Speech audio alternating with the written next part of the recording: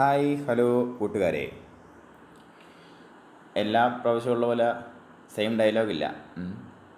ഒരുപക്ഷെ നിങ്ങളിൽ 99% പേരും ഈ ശബ്ദം വളരെ പരിചിതമായിരിക്കും. അതേപോലെ എൻ്റെ ഇൻട്രൊഡക്ഷനും വളരെ പരിചിതമായിരിക്കും.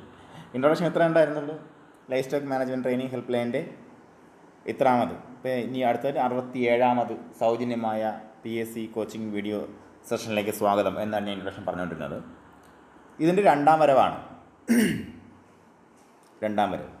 ഒന്നാം വരവിൽ നമ്മൾ 2019 മുതൽ 2019 ഡിസംബറിൽ നോട്ടിഫിക്കേഷൻ വിളിക്കുന്നതിന് മുന്നേ, നോട്ടിഫിക്കേഷൻ്റെ തീരുമാനമെത്തിയ ദിവസം മുതൽ നമ്മുടെ കുറേ സുഹൃത്തുക്കളെ എങ്ങനെ സഹായിക്കണം, എങ്ങനെ ഹെൽപ്പ് ചെയ്യണം എന്നുള്ളൊരു മെൻറ്റാലിറ്റിയിൽ നമ്മൾ സ്റ്റാർട്ട് ചെയ്തൊരു സംരംഭമാണ് life stock management training help line. നിങ്ങൾക്ക് എല്ലാവർക്കും അറിയാം.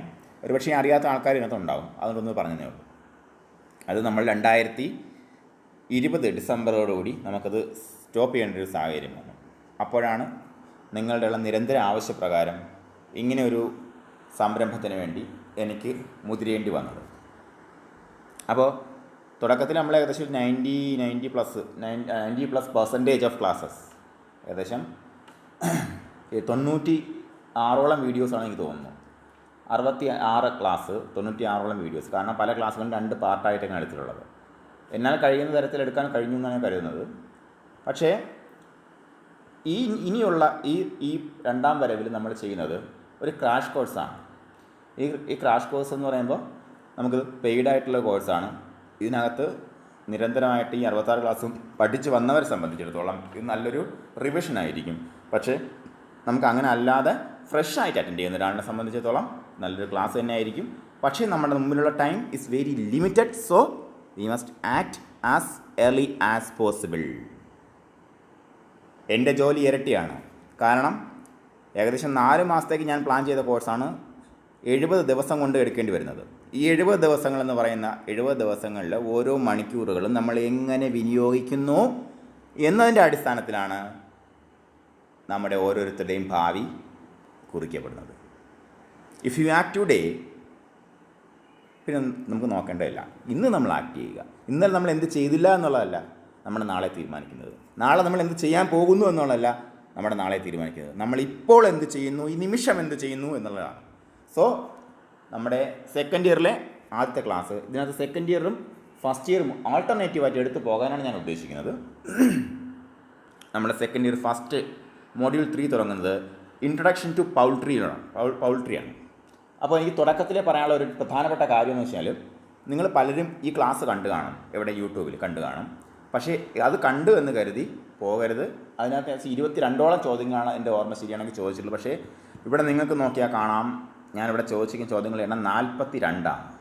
ഇതിനകത്ത് ടെക്സ്റ്റിലില്ലാത്ത കുറേ ടേംസ് നമ്മൾ ആഡ് ചെയ്തിട്ടുണ്ട്, കുറേ അഡീഷണൽ പോയിൻറ്റ്സ് ആഡ് ചെയ്തിട്ടുണ്ട്. പ്രധാനപ്പെട്ടത് ഒരു പക്ഷേ ഔട്ട് ഓഫ് സിലബസ് നമുക്ക് പറയാൻ പറ്റില്ല എക്സാക്ട്ലി. നമുക്ക് PSC ഓരോ പരീക്ഷയ്ക്കും ഇതേപോലെ ടെക്നിക്കൽ എക്സാമിന് സിലബസ് തന്നിട്ട് പറയുന്നുണ്ട് ഈ സിലബസിൽ ടച്ച് ചെയ്തിരിക്കുന്ന വിഷയങ്ങളുമായിട്ട് ബന്ധപ്പെട്ട ഏത് ഭാഗത്തു നിന്നാണ് ചോദിക്കാൻ സാധ്യതയുണ്ടെന്നാണ് പറഞ്ഞിട്ടുള്ളത്. പക്ഷെ നമ്മൾ അങ്ങനെ പൂർണ്ണമായിട്ടും നമുക്ക് വെറ്റിനറി സയൻസ് മൊത്തം പഠിക്കാൻ നടന്നാൽ 5 വർഷത്തെ കോഴ്സാണ് BBSc വെറ്റിനറി സയൻസ്. അതുകൊണ്ടും തീരത്തില്ല. പിന്നെയും റിസർച്ച് പേപ്പറുകൾ ഇങ്ങനെ വന്നുകൊണ്ടിരിക്കുകയാണ്.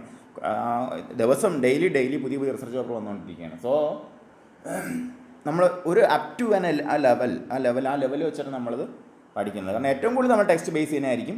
നെക്സ്റ്റ് ലെവലിലേക്ക് കടന്നൊരു ചോദ്യങ്ങൾ ചോദിച്ചു കഴിഞ്ഞാൽ അത് ആൻസർ ചെയ്യാൻ നമ്മൾ ഏബിളായിരിക്കണം. അതാണ് എൻ്റെ ഈ രണ്ടാമത്തെ ഈ ഒരു സെഷൻ കൊണ്ട് ഉദ്ദേശിക്കുന്നത്. ഇതിനകത്ത് ഞാൻ പറഞ്ഞില്ല, 42ഓളം ചോദ്യങ്ങൾ കവർ ചെയ്ത് പോയിട്ടുണ്ട്. ഓക്കെ, അപ്പോൾ അധികം പറഞ്ഞ് ദീർഘിപ്പിക്കുന്നില്ല. 4 മിനിറ്റായി. ഇതിപ്പോൾ ഞാൻ യൂട്യൂബിലൊരു ഇതായിട്ട് കൊടുക്കാൻ ഉദ്ദേശിക്കുന്നുണ്ട്. അതുകൊണ്ടാണ് ഞാനിവിടെ കുറേ കാര്യങ്ങളുടെ എക്സ്ട്രാ പറഞ്ഞത്. നിങ്ങൾക്ക് ഈ ക്ലാസ്സുകൾ ഇനി തുടർന്ന് കിട്ടണമെന്നുണ്ടെങ്കിൽ കോൺടാക്ട് ചെയ്യേണ്ട നമ്പർ ഇതിൻ്റെ ഡിസ്ക്രിപ്ഷൻ ബോക്സിൽ അല്ലെങ്കിൽ താഴെ കമൻറ്റ് ബോക്സിൽ കൊടുക്കുന്നതാണ്.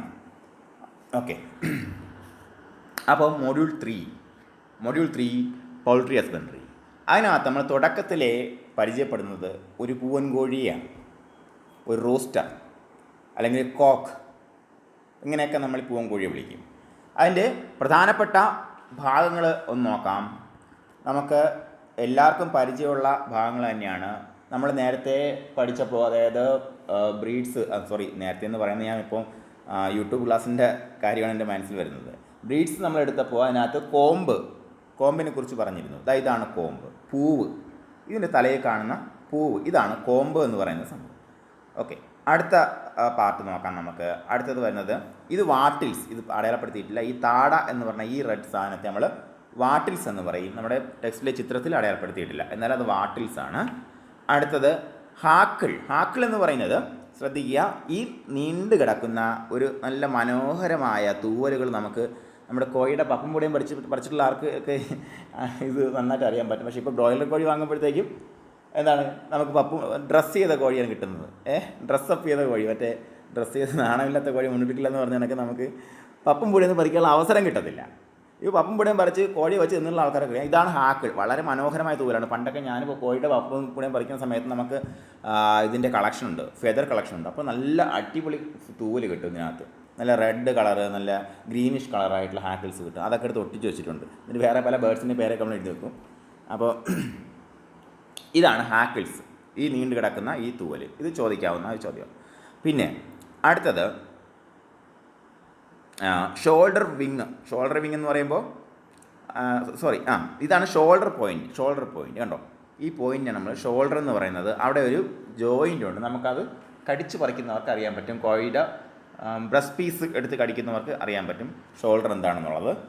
ആ ഒരു പോയിൻ്റാണ് ഷോൾഡർ എന്ന് പറയുന്നത്. അടുത്തത് വിങ്. വിങ്ങിൻ്റെ ഫ്രണ്ട് ഉണ്ട്, ഇതാണ് വിങ്ങിൻ്റെ ഫ്രണ്ട്, ഇതിൻ്റെ ചിറകിൻ്റെ മുൻഭാഗം, ഇത്രയേ ഉള്ളൂ. പിന്നെ വിങ് ബോ, ഇതിങ്ങനെ വളഞ്ഞിരിക്കുന്ന ഈ സംഭവങ്ങളാണ് വിങ് ബോ. ഇതാണ് വിങ് ബോ എന്ന് പറയുന്നത്. അതെല്ലാം തൂവലുകളാണ് കേട്ടോ. രണ്ടും തൂവലിന് പറയുന്ന പേരാണ്. അടുത്തായിട്ട് പറയുന്നത് എന്താണ്? ടോസ്. ടോസ് എന്ന് പറഞ്ഞാൽ എന്താണ്? നമ്മുടെ വിരലുകൾ, കാൽവിരലുകൾ. അതുപോലെ കോഴിക്കും ഉണ്ട് എന്ത്? വിരലുകളുണ്ട്. ഈ വിരലുകളുടെ തുമ്പിൽ നമുക്കറിയാം, നമ്മൾ കോഴീനെ എടുത്ത് കോഴി നമ്മളെ ഒന്ന് മാന്തി കഴിഞ്ഞാൽ എന്താണ്? മുറിയും. കാരണം അതിന് നഖങ്ങൾ പോലത്തെ സാധനമുണ്ട്. അതിനെ ക്ലോ എന്ന് പറയുന്നത്. ക്ലോ നമ്മൾ എന്തിൻ്റെ പൂച്ചയ്ക്കായാലൊക്കെ നമ്മൾ ക്ലോ എന്നാണ് പറയുന്നത്. ക്ലോ, ആ നഖങ്ങൾ. അപ്പോൾ കണ്ട, ടോസായി, ക്ലോസായി.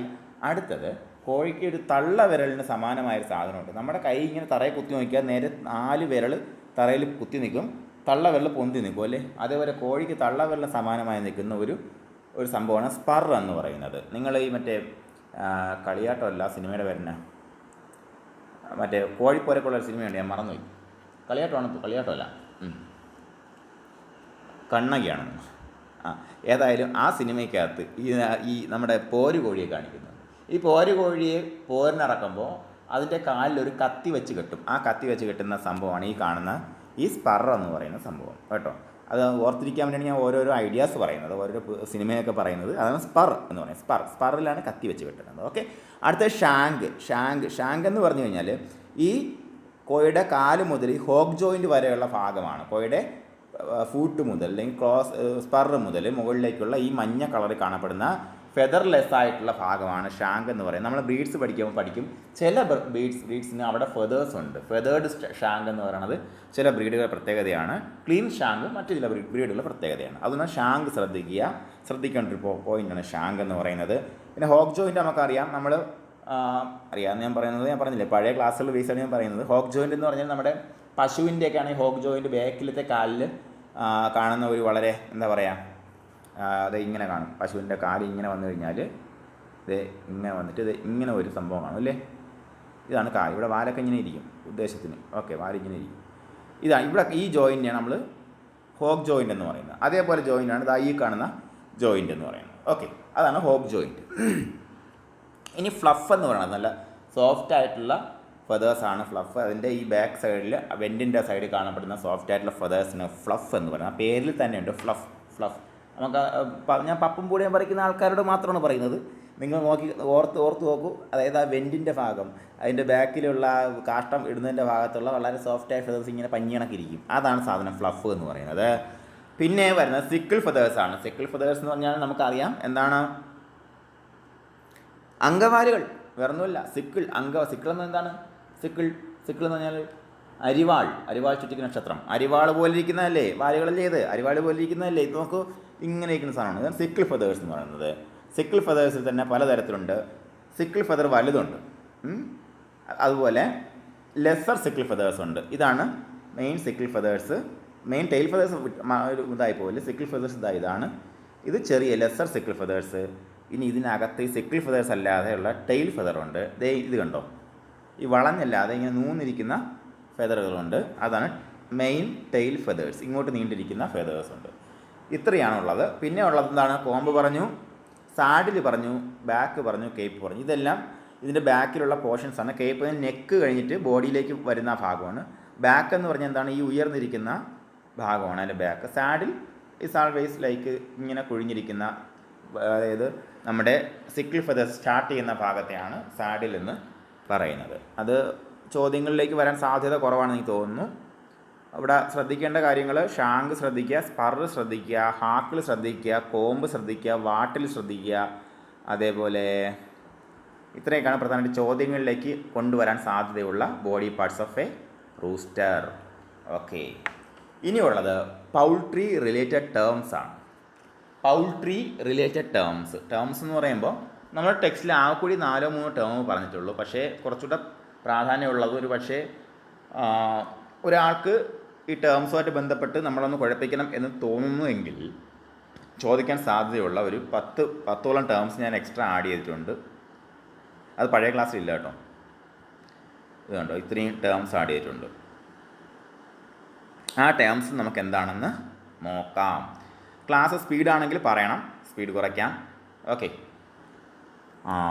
മനസ്സിലാകാത്ത ഉണ്ടെങ്കിൽ പേഴ്സണൽ മെസ്സേജിൽ അയക്കണം. നിങ്ങൾക്ക് എല്ലാവർക്കും എൻ്റെ പേഴ്സണൽ മെസ്സേജ് നമ്പർ ഉണ്ടെന്ന് കരുതുന്നു. എല്ലാവരുടെ കയ്യിലുണ്ട്. എന്തെങ്കിലും മോഡിഫിക്കേഷൻ വേണമെങ്കിൽ അയക്കണം. ഒരുപാട് സ്ലോ ആക്കാനും പറ്റത്തില്ല കേട്ടോ നമുക്ക്. എന്നാലും കുറച്ചുകൂടെ ഡീപ്പായിട്ട് പറയാൻ ഞാൻ വളരെ താഴ്ന്ന ലെവലിൽ പറയാൻ ശ്രമിക്കാം. പൗൾട്രി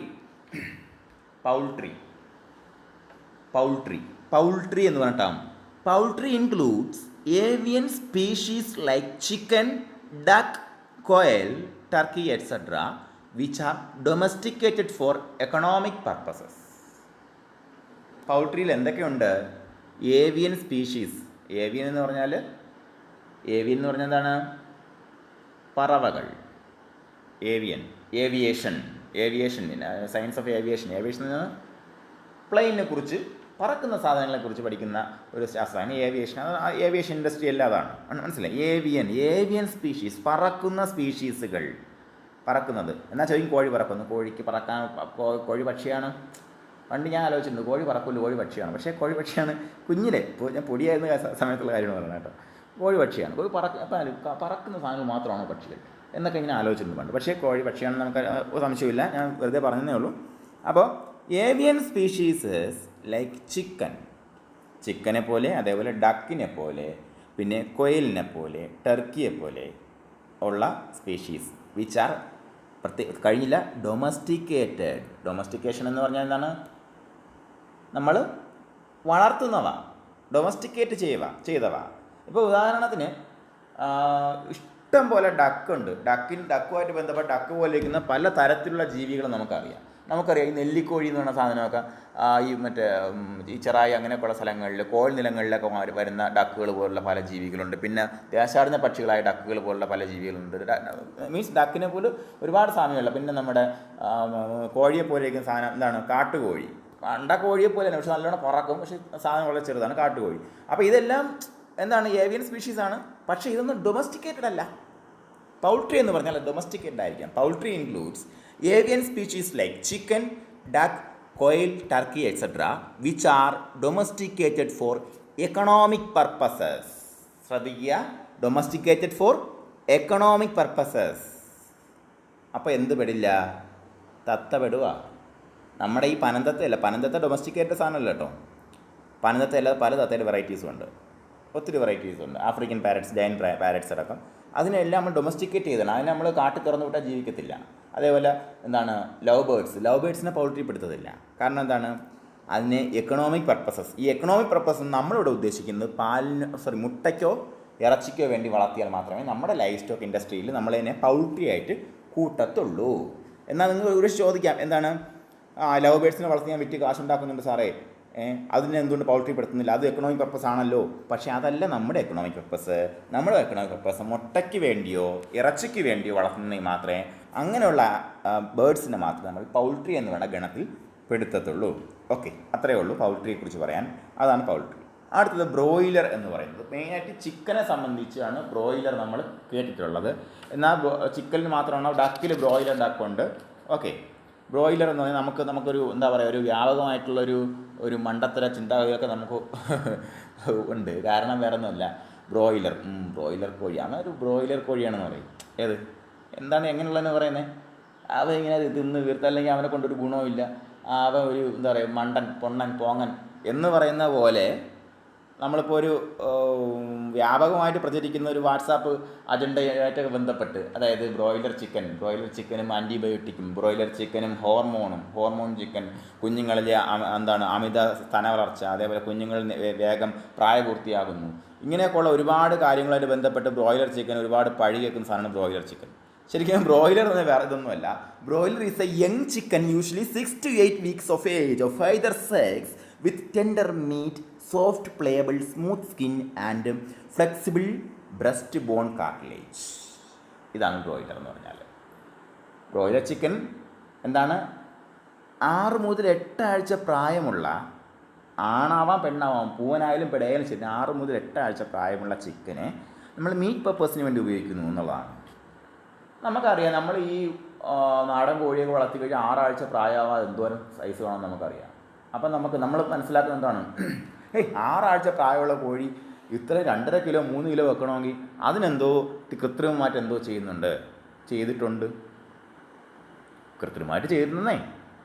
കൃത്രിമമായിട്ട് പല കാര്യങ്ങളും ചെയ്തിട്ടാണ് നമ്മളിന്ന് കാണുന്ന എല്ലാ കാർഷിക വിളകളും ഉണ്ടായിരിക്കുന്നത്.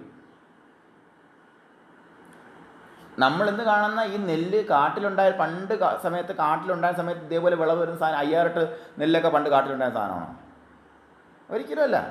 5-8 അല്ല. പിന്നെ അതേപോലെ പന്നിയൂര് കുരുമുളകായാലും ശരി തന്നെ, ഗംഗാബോണ്ടം തെങ്ങിൻ തൈയായാലും ശരി തന്നെ, ഇതൊന്നും കാട്ടിലുണ്ടായ സാധനമല്ല. കാട്ടിലുണ്ടായ സാധനങ്ങളൊക്കെ വളരെ പ്രാകൃതമായിട്ട് ഉണ്ടായിരുന്ന കുറേ വിത്തിനങ്ങളും അല്ലെങ്കിൽ ഫലവൃക്ഷങ്ങളും മൃഗങ്ങളാണെങ്കിലും അങ്ങനെ തന്നെ അങ്ങനെ ഒരു വളരെ ഇതായിട്ടുണ്ട് നമ്മൾ. പക്ഷേ ഇങ്ങനെ ആയി വന്നു. 6 ആഴ്ച പ്രായമുള്ള കോഴിക്ക് എങ്ങനെ 2.5 കിലോഗ്രാം വയ്ക്കുന്നു? നമ്മുടെ ബുദ്ധിക്ക് ദഹിക്കാത്ത ഒരു വലിയ കാര്യമാണത്. പക്ഷേ എന്താ പറയുക, നമുക്ക് 1.5 അടി പൊക്കമുള്ള തെങ്ങിൽ നിന്ന് തേങ്ങ കിട്ടാൻ നമുക്ക് കുഴപ്പമില്ല, അത് മണ്ണിൽ നിന്ന് വരുന്ന സാധനമല്ല, അത് കുഴപ്പമില്ല. ഗംഗാബോണ്ട തെങ്ങിൻ തൈ പ്രശ്നമില്ല. പക്ഷേ 6 ആഴ്ച പ്രായമുള്ള കോഴിക്ക് 2.5 കിലോ ആയിക്കഴിഞ്ഞാൽ അത് ആരോഗ്യത്തിന് ഹാനികരമാണ് സാറേ, ഒരു രക്ഷയില്ല, കഴിക്കാൻ പാടില്ല എന്നുള്ളതാണ്. അത് വാട്സാപ്പ് തമാശയാണ് അതിനകത്ത് കൂടുതലും, വാട്സാപ്പ് സയൻസ്. അപ്പോൾ ഞാൻ കൂടുതൽ കാട് കയറി പറയാൻ പോകുന്നു തോന്നുന്നു. എന്തായാലും ബ്രോയിലർ ചിക്കൻ അങ്ങനെ ആയതിൻ്റെ പ്രധാനപ്പെട്ട കാരണം വേറെ ഒന്നുമല്ല, ഇത്രയേ ഉള്ളൂ. സിമ്പിളായിട്ട് ഞാൻ പറഞ്ഞു പോകാം. നമ്മൾ ഒരു 10 കോഴി, 100 കോഴി നമ്മുടെ കയ്യിലുണ്ടെന്ന് വയ്ക്കുക, ഒരു പണ്ടത്തെ ഒരു മനുഷ്യൻ്റെ കയ്യിൽ. അതിൽ പുള്ളിക്കാരന് ഇറച്ചിക്ക് വേണ്ടി വളർത്താൻ ഒരു കോഴി വേണം, അല്ലെങ്കിൽ ഒരു ഇതിന് വേണം. അത് 100 കോഴിയുണ്ട് പുള്ളിയുടെ കയ്യിൽ, അല്ലെങ്കിൽ പോട്ടെ, പുള്ളിക്ക് ഇറച്ചി കോഴി വേണം, ഇറച്ചി പെട്ടെന്ന് ഉണ്ടാക്കുന്ന കോഴി വേണം. പുള്ളി ആ ചുറ്റുപാടിലൊക്കെ കറങ്ങിയിട്ട് നല്ല വെയിറ്റുള്ള, നല്ല ഭാരമുള്ള ഒരു ആൺകോഴിയും പെൺകോഴിയും നോക്കി സെലക്ട് ചെയ്തെന്ന് വയ്ക്കുക. ഇതിന് രണ്ടുകൂടെ ബ്രീഡ് ചെയ്യിക്കുമ്പോഴത്തേക്ക് ഇതിന് കിട്ടുന്ന കുഞ്ഞിനും ഏകദേശം ഈ ക്വാളിറ്റീസൊക്കെ ഉണ്ടായിരിക്കണം, അല്ലേ? ഉണ്ടാകാനുള്ള സാധ്യതയുണ്ട്, ഉണ്ടാകാതിരിക്കാനുള്ള സാധ്യതയുണ്ട്. അപ്പോൾ ആ ഉള്ളതിനെ പിന്നെ സെലക്ട് ചെയ്ത് ബ്രീഡ് ചെയ്ത്, ഈ സെലക്റ്റീവ് ബ്രീഡിങ് വളരെ കാലമായിട്ട് ആൾക്കാർ അവരുടെ തലച്ചോറ് അതൊക്കെ ഉരുക്കി എടുത്ത്, അതേപോലെ അവരുടെ വർഷങ്ങളായിട്ടുള്ള പ്രയത്നത്തിൻ്റെ ഫലമായിട്ടാണ് ഇതേപോലെ ഓരോ ബ്രീഡുകൾ ഡെവലപ്പ് ചെയ്ത് വരുന്നത്. അപ്പോൾ ആ ബ്രീഡിനെ സംബന്ധിച്ചിടത്തോളം എന്താണ്, അത് വളരും, വെയിറ്റ് വെക്കും, നമ്മൾ തിന്നും. പക്ഷെ മറ്റൊരു ആരോപണമുണ്ട്, ഇത് 6 ആഴ്ച പ്രായം ഇങ്ങനെ ജീവിച്ചിരിക്കത്തില്ല എന്നുള്ള കാര്യം. ഇതിൻ്റെ കുഞ്ഞുങ്ങളുണ്ടാക്കുന്ന തള്ളമാർ ആഴ്ചകളോളം വർഷങ്ങളോളം ജീവിച്ചിരിക്കുമ്പോഴാണ് ഇതിൻ്റെ മുട്ട ഉണ്ടാകുന്നത്. എന്നാലല്ലേ ഇതിൻ്റെ മുട്ട ഉണ്ടാക്കി വിരിച്ചെടുക്കാൻ പറ്റത്തുള്ളൂ. അല്ലാതെ ഡയറക്റ്റ് ഈ പറഞ്ഞ ചൈനീസ് മുട്ട വിരിക്കുന്നല്ലോ, അല്ല. അപ്പോൾ അതൊക്കെ തെറ്റായ ധാരണ ഈ അവസരത്തിൽ ജസ്റ്റ് പറഞ്ഞു പോയെന്നേ ഉള്ളൂ. ബ്രോയിലൊന്നും എത്രയേ ഉള്ളൂ. Broiler is A young chicken, usually 6 മുതൽ 8 ആഴ്ച പ്രായം. 6 മുതൽ 8 ആഴ്ച പ്രായമുള്ളതിനെ ആണാവാം പെണ്ണാവാം. പ്രത്യേകത എത്രയാണ്, ടെൻഡർ മീറ്റ് ആയിരിക്കും. മീറ്റ് വളരെ സോഫ്റ്റ് ആയിരിക്കും, കഴിക്കാനും ദഹിക്കാനും എളുപ്പമാണ്. നമുക്ക് എന്താ പറയുക, ഒരുപാട് ഫാറ്റൊന്നും ഉണ്ടാകത്തില്ല. അതുപോലെ സോഫ്റ്റ് പ്ലിയബിൾ സ്മൂത്ത് സ്കിന്നാണ്. അതുപോലെ സ്കിന്നെന്ന് പറഞ്ഞാൽ വളരെ സോഫ്റ്റാണ്, പ്ലിയബിളാണ്. പ്ലിയബിൾ എന്ന് പറഞ്ഞാൽ നമ്മളിങ്ങനെ വലിച്ചു കഴിഞ്ഞാൽ തിരിച്ചിങ്ങനെ പോകുന്ന, നമ്മുടെ കയ്യിലുള്ള ഈ സ്കിന്നിനെ നമ്മൾ ഇങ്ങനെ വലിച്ചു കഴിഞ്ഞാൽ തിരിച്ചു പോകില്ല. പക്ഷേ അമ്മമാരുടെയൊക്കെ കയ്യിലുള്ള സ്കിന്നിനെ വലിച്ചു കഴിഞ്ഞാൽ കുറച്ച് നേരം അങ്ങനെ ചെയ്തിട്ട് പോകുള്ളൂ. അപ്പോൾ ഇതങ്ങനെയാണ്, പ്ലിയബിളായിട്ടുള്ള സ്കിന്നാണ്. അതേപോലെ ഫ്ലെക്സിബിളായിട്ടുള്ള ബ്രസ്റ്റ് ബോൺ കാർട്ടിലേജാണ്. ബ്രസ്റ്റ് ബോൺ എന്ന് പറഞ്ഞാൽ നമുക്കറിയാം, കോഴിയൊക്കെ സംബന്ധിച്ച് വളരെ ഫ്ലാറ്റായിട്ടൊരു ബോണ് ഇതിൻ്റെ അടിയിലുണ്ട്. നമ്മൾ ഈ മറ്റേ എന്താ പറയുക, ഗ്രിൽഡ് ചിക്കൻ എടുത്ത് കഴിക്കുമ്പോഴത്തേക്കും ബ്രസ്റ്റ് പീസിൽ നമ്മൾ അകത്ത് ഒരു കാർട്ടിലേജ് ഇങ്ങനെ ഇരിക്കുമല്ലോ, ഒരു എല്ലോ അല്ല സംഭവം ഇങ്ങനെ ഈ ചെവിയിൽ പിടിച്ച് കഴിഞ്ഞാൽ എന്താണ് സംഭവം ഫീൽ ചെയ്യുന്നത്, ചെവിക്കകത്ത് നമുക്ക് എല്ലുണ്ടെന്ന് തോന്നൂലേ, ചെവി കട്ടിയുള്ള ഭാഗമല്ലേ ചെവിയിലകത്ത്, അതിനെ കാർട്ടിലേജ് എന്ന് പറയും. അത് കാർട്ടിലേജാണ് കേട്ടോ. അതേപോലെ കാർട്ടിലേജ് അവിടെ ഇല്ലേ, അതാണ് സോഫ്റ്റ്. അതേപോലെ കാർട്ടിലേജിനസ് ബോണാണ് അവിടെ ഇരിക്കുന്നത് എന്ന് ബ്രോയിലർ ആണെങ്കിൽ അങ്ങനെ ആയിരിക്കും. എന്താണ് ഫ്ലെക്സിബിൾ ബ്രസ്റ്റ് ബോൺ, ഫ്ലെക്സിബിളായിട്ട് വളയുന്ന എന്താണ് ബ്രസ്റ്റ് ബോൺ കാർട്ടിലേജ് ഉള്ളതിനാണ് നമ്മൾ എന്ത് പറയുന്നത്, ബ്രോയിലർ എന്ന് പറയുന്നത്. ഇത്രയേ ഉള്ളൂ. അപ്പോൾ ഇതിങ്ങനെ ചോദിച്ചാൽ dash is A young chicken usually 6 to 8 weeks of age of either sex with tender meat, soft pliable smooth skin and flexible bone cartilage എന്ന് വെച്ചാൽ ബ്രോയിലർ ചിക്കൻ എന്ന് പറയും. അപ്പോൾ റോസ്റ്റർ എന്താണെന്ന് ചോദിച്ചു കഴിഞ്ഞാൽ റൂസ്റ്റർ അല്ല കേട്ടോ. റൂസ്റ്റർ എന്ന് പറഞ്ഞാൽ പൂവൻ കോഴിക്ക് പറയുന്ന മറ്റൊരു പേരാണ് റൂസ്റ്റർ എന്ന് പറഞ്ഞു കഴിഞ്ഞാൽ. Roaster a young chicken usually 3 to 5 months of age. ഇവിടെ നോക്കൂ, 8 ആഴ്ച പ്രായമാകുമ്പോഴത്തേക്കും 2 മാസം പ്രായമാണ്. ഇതെന്ന് പറഞ്ഞാൽ എന്താണ്, 3 മുതൽ 5 മാസം പ്രായമുള്ള കോഴി of either sex that is tender meated with soft pliable smooth structure skin with breast bone may be somewhat less flexible than broiler. അത്രയുള്ള വ്യത്യാസം. എന്താണ്, യങ് ചിക്കനാണ്, 3 മുതൽ 5 മാസ പ്രായമായിരിക്കും അതിൻ്റെ പ്രായം. ബാക്കിയെല്ലാം എന്ത് ബ്രോയിലറിനെ പോലെ തന്നെ ഒരു വ്യത്യാസം കൂടെ ഉണ്ട്. Breast bone may be somewhat less flexible than broiler. ബ്രോയിലറിൻ്റെ അത്ര ഫ്ലെക്സിബിൾ ആയിരിക്കില്ല, കുറച്ചും കൂടെ കട്ടിയുള്ളതായിരിക്കും എന്നുള്ളതാണ്. അതാണ് റോസ്റ്റർ എന്ന് പറയുന്ന ഒരു ടേം. റോസ്റ്റർ എന്ന് പറഞ്ഞാൽ എന്താണ്, ആണാകാം പെണ്ണാകാം, 3 മുതൽ 5 മാസം പ്രായം വേണം. എന്താണ്, ടെൻഡർ ആയിട്ടുള്ള മീറ്റ് ആയിരിക്കുമല്ലോ, കാരണം ഇത്ര പ്രായമായിട്ടുള്ളൂ. ഇതിങ്ങനെ കോഴിയെ പൂവി തെളിഞ്ഞ് കുറേ നടന്നാൽ അത്രയും നല്ല മുറുക്കോളം ഇറച്ചിയാവത്തുള്ളൂ. നമുക്ക് കുക്കറിലിട്ട് 4 അടി അടിച്ചാലേ പിന്നെ അത് വെന്ത് വരത്തുള്ളൂ. പക്ഷേ ഇവിടെ കുക്കറിട്ട് അടിക്കണ്ട. റോസ്റ്ററിനെ സംബന്ധിച്ചോളം, ബ്രോയിലറിനെ സംബന്ധിച്ച് കുക്കറിലൊക്കെ ഇട്ട് അടിച്ച് കഴിഞ്ഞാൽ പിന്നെ എന്താണ്, അലിഞ്ഞു പോകും. അതാണ് നമുക്ക് വളരെ ഹെൽത്തിയായ സാധനമാണിത്.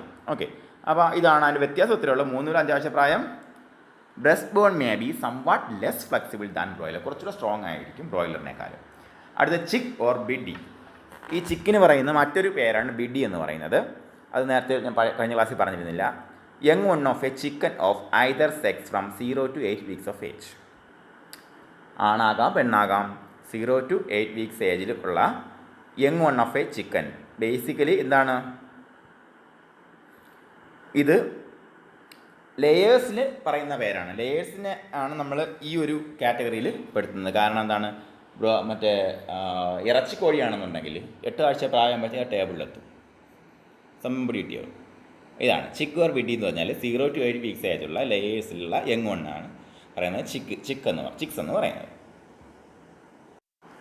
ഇവിടെ ഒരു കാര്യം ശ്രദ്ധിച്ചോളണം, നമുക്ക് ഇറച്ചിക്കോഴിയുടെ കാര്യം എവിടെ കഴിഞ്ഞു, ബ്രോയിലറിൽ കഴിഞ്ഞു, 8 ആഴ്ച പ്രായമായ ടേബിളിലെത്തി. പക്ഷേ ഇവിടെ എന്താണ്, ലെയേഴ്സിനെ സംബന്ധിച്ചാണ് ഈ ചിക്സ് വരുന്നത്. 0 to 8 weeks ഓഫ് ഏജ് വരുന്നത് എന്താണ്, ലെയേഴ്സിൻ്റെ കുഞ്ഞുങ്ങളെ സംബന്ധിച്ചാണ്. അത് കഴിഞ്ഞ് ഗ്രോവർ എന്ന് പറയുമ്പോൾ എന്താണ്, chicken of 9 to 20 weeks of age. 9 മുതൽ 20 ആഴ്ച പ്രായമുള്ള ചിക്കൻ, പ്രത്യേകിച്ച് ലെയർ ടൈപ്പ് ചിക്കൻസിനെയാണ് നമ്മൾ ഗ്രോവർ എന്ന് പറയുന്നത്. അപ്പം അത് കഴിഞ്ഞ് വരുന്നത് ചിക്കായി ഗ്രോയിങ് ആയി അടുത്തത് ലെയർ. ഫീമെയിൽ ചിക്കൻ ഓഫ് 20 മുതൽ 72 weeks ഓഫ് ഏജ്. പെണ്ണ്, അവിടെ പിന്നെ എന്താണ്, ആൺപെൺ വ്യത്യാസമില്ല. ഓക്കെ, ആൺപെൺ വ്യത്യാസമില്ല. അപ്പോൾ ഏതിലാണ് ഗ്രോവറിലും ചിക്കിലും. അപ്പോൾ ഇവിടെ എന്ന് പറഞ്ഞാൽ 20 മുതൽ 72 ആഴ്ച പ്രായമുള്ള ഫീമെയിൽ ചിക്കനെയാണ് നമ്മൾ എന്ന് പറഞ്ഞാൽ ലെയർ എന്ന് പറയുന്നത്. അപ്പോൾ കാരണം എന്താണ്, 72 ആഴ്ച പ്രായമാകുമ്പോഴത്തേക്ക് അതിൻ്റെ ഫസ്റ്റ് ലേയിങ് സീസണൊക്കെ കഴിയും. പിന്നെ അതിനെ നമ്മൾ സ്പെൻഡ് ഹെൻ എന്ന് പറയും. സ്പെൻഡ് എന്ന് പറഞ്ഞാൽ ചിലവായി പോയത്, സ്പെൻഡ് മണി കഴിഞ്ഞു, അതിൻ്റെ യൂസ് കഴിഞ്ഞു, അതിനെ നമ്മൾ സ്പെൻഡ് ഹെൻ എന്ന് പറയും. A hen who have completed Har production life usually first laying cycle is completed at 72 weeks. ലേയേഴ്സിനെ സംബന്ധിച്ചോളം 72 ആഴ്ചയാകുമ്പോൾ ഫസ്റ്റ് ലേയിങ് സൈക്കിൾ കംപ്ലീറ്റ് ആവും. അപ്പോൾ പ്രൊഡക്ഷൻ കഴിഞ്ഞ ഹെന്നിനെ നമ്മൾ സ്പെൻഡ് ഹെൻ എന്ന് പറയും. ചില ഫാമുകളിലൊക്കെ നമുക്കിതുപോലെ വളരെ കുറഞ്ഞ വിലയ്ക്ക് സ്പെൻഡ് ഹെന്നെ കിട്ടും. അല്ലെങ്കിൽ ഫാമിലല്ല, വീട്ടിലായാലും സ്പെൻഡ് ഹെന്നെ കിട്ടും. പക്ഷേ വീട്ടിലുള്ള പലപ്പോഴും സ്പെൻഡ് ഹെന്നെ ആയിരിക്കത്തില്ല കേട്ടോ. നമ്മൾ കൊടുക്കുന്ന എന്താ പറയുക, ഈ ഗോതമ്പും തവിടും അരിയൊക്കെ അങ്ങോട്ട് തിന്നിട്ട് ഇതിനെ നെയ്യ് കെട്ടി കഴിയുമ്പോൾ അത് സ്പെൻഡ് ഹെന്നെ മാറുന്നതാണ് ഓട്ടോമാറ്റിക്കായിട്ട്. കാരണം നെയ്യ് കെട്ടി കഴിഞ്ഞാൽ എന്താണ് കുഴപ്പം, മുട്ടയിടത്തില്ല. ഇതിൻ്റെ ഓവറീസിലൊക്കെ ഒന്ന് നെയ്യ് ഒന്ന് അടയുമ്പോൾ പിന്നെ എന്താണ്, ഓവുലേഷൻ നടക്കത്തില്ല. അതുകൊണ്ട് നമ്മൾ എപ്പോഴും വീട്ടിൽ കോഴിയുടെ തീറ്റ കൊടുക്കുമ്പോൾ ശ്രദ്ധിക്കണം, നമ്മൾ ചോറ്, അരി, അതുപോലെ ഗോതമ്പ് കൊടുക്കരുതെന്നല്ല പറയാം, വളരെ കുറച്ച് കൊടുക്കാവൂ. അതിനോടൊപ്പം തുല്യമോ അതിൽ കൂടുതലോ ആയിട്ട് നമ്മൾ എന്ത് കൊടുത്തിരിക്കണം? തീറ്റ കൊടുത്തിരിക്കണം, കോഴിത്തീറ്റ കൊടുത്തിരിക്കണം. എന്നാൽ മാത്രമേ അതിൻ്റെ പ്രൊഡക്ഷൻ ആവശ്യമായിട്ടുള്ള പ്രോട്ടീനൊക്കെ കിട്ടത്തുള്ളൂ. കാരണം അതിന് മുട്ടയുടെ മഹാഭൂരിഭാഗവും പ്രോട്ടീനാണ്. അതിനകത്ത് എനർജി വളരെ കുറവാണ്. ഡെയിലി മുട്ടയിടുന്ന സാധനമാണ്. അപ്പോൾ അത്രയ്ക്ക് പ്രോട്ടീൻ കിട്ടിക്കൊണ്ടിരിക്കണം. അതിന് വേണ്ടത് കാർബോഹൈഡ്രേറ്റ് അല്ല, കൂടുതൽ പ്രോട്ടീനാണ് വേണ്ടത്. അങ്ങനെയുള്ള ഒരു മാഷാണ്, ലേയ മാഷാണ് പ്രിപ്പയർ ചെയ്യുന്നത്. അപ്പോൾ അതിൻ്റെ കൂട്ടത്തിൽ നമ്മൾ ഈ സാധനങ്ങൾ കൊടുത്തു കഴിഞ്ഞാൽ എന്താണ്? ഇത് നെയ്യായിട്ട് മാറും. എന്ത്? നമ്മൾ കൊടുക്കുന്ന ഈ കാർബോഹൈഡ്രേറ്റ് നെയ്യാവുന്ന കാര്യത്തിൽ ഒരു സംശയം വേണ്ട. കാരണം നമ്മൾ ചോറ് ഇഷ്ടം പോലെ തിന്നുന്ന ഒരു പാത്രം ചോറ് തിന്നുന്ന ആൾക്കാരെ കണ്ടാൽ അറിയാം അത് നെയ്യായി മാറിയായിട്ടാണ് അവരങ്ങനെ ഉരുണ്ടിരിക്കുന്നത്. ഓക്കെ. അപ്പോൾ അടുത്തൊരു ടേം കാനിബാളിസം. എന്താണ് കാനിബാളിസം? നമ്മളെ മറ്റേ എന്താ പറയുക, അപ്പോകാലിപ്റ്റോ സിനിമ കണ്ടിട്ടുള്ള ആരെങ്കിലും ഉണ്ടോ? ഉണ്ടെങ്കിൽ അവരൊക്കെ അറിയാൻ പറ്റും. എന്താ പറയുക, സ്വന്തം വർഗത്തിൽപ്പെട്ട, സ്വന്തം സ്പീഷീസിൽപ്പെട്ട മൃഗങ്ങളെ നമ്മൾ ഭക്ഷിക്കാൻ ഉള്ള ടെൻഡൻസി കാണിക്കുന്നതാണ് കാനിബാളിസം എന്ന് പറയുന്നത്. ഇറ്റ് ഈസ് എ വൈസ് എന്ന് പറയുന്നത് വൈസ് ബാഡ് ഹാബിറ്റ്. നീ മോശം ഹാബിറ്റാണ്, ഒരു വളരെ മോശം ഹാബിറ്റാണ്. Which may occur in chicken of all ages. ഏത് ഏജിലുള്ള ചിക്കനിൽ ഇത് കാണപ്പെടാം. It includes feather plucking. അടുത്തേക്ക് എൻ്റെ തൂവൽ കൊത്തിയെടുക്കും.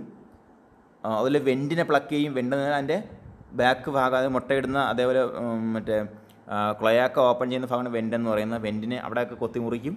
അതേപോലെ തല കൊത്തിമുറിക്കും, വിങ്സിനെ കൊത്തിമുറിക്കും. സംടൈംസ് ഇൻറ്റസ്റ്റൈൻ, ടോ വരെ കൊത്തിയെടുക്കും. അങ്ങനെയുള്ളൊരു വൃത്തികെട്ട സ്വഭാവമാണ് കാനിബാളിസം എന്ന് പറയുന്നത്. ഇൻറ്റസ്റ്റൈൻ എന്ന് പറയുമ്പോൾ എന്താണ്? വയറൊക്കെ കൊത്തിപ്പൊളിച്ച് അതിനകത്തുള്ള സാധനമൊക്കെ ചില പുറത്തെടുത്തളയും. അങ്ങനെയൊക്കെയുള്ള സ്വഭാവം ചില കോഴികൾ കാണിക്കും. അതിന് നമ്മൾ കാനിബാലിസം എന്ന് പറയുന്നു. കാനിബാലിസം. ഓക്കെ, ഇതാണ് കാനിബാലിസം. അപ്പോൾ അടുത്തത് കാപ്പോൺ എന്ന് പറഞ്ഞു കഴിഞ്ഞാൽ നമ്മളിവിടെ കാപ്പണൈസേഷൻ ഒന്നും ചെയ്യുന്നില്ല. പക്ഷേ മനസ്സിലാക്കി വയ്ക്കുക, a castrated male chicken usually under 8 months of age that grows for longer period than cockerel. Good for table purpose as the flesh has better flavour, finer texture and more tender.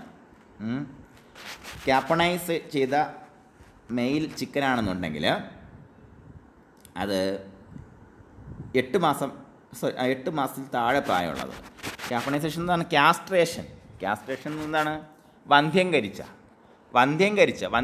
ചെയ്യുന്നത് എന്തിനാണ്? മെയിനായിട്ടും എന്താണ് വന്ധ്യംകരണം? വന്ധ്യംകരണം എന്ന് പറഞ്ഞാൽ എന്താണ്? അതിൻ്റെ reproductive എബിലിറ്റിയെ ഇല്ലാതാക്കുന്നു. മനസ്സിലാക്കുക, റീപ്രൊഡക്റ്റീവ് എബിലിറ്റിയെ ഇല്ലാതാക്കുന്നു.